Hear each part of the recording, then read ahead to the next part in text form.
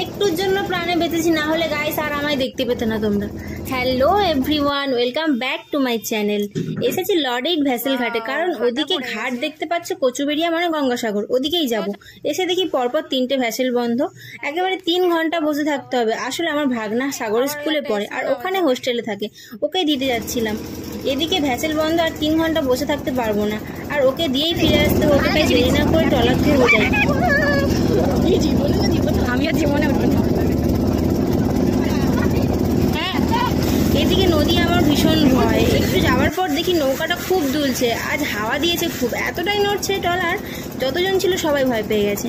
আর আমি তো রাম নাম করছি, ট্রলারের ভেতর জল চলে এসেছে। গঙ্গাসাগর নতুন বীজ হচ্ছে জানো তো, যেখানে সয়েল টেস্ট হচ্ছে, আর ওখানকার ইঞ্জিনিয়ারদের আমি টাটা দিচ্ছি আর ওরাও টাটা দিচ্ছিল। ফাইনালি প্রাণটা নিয়ে এদিকে প্রণাম করে আমি নামলাম, আর আমি জীবনে ট্রলারে উঠছি না। জয় রাধে, রাম রাম।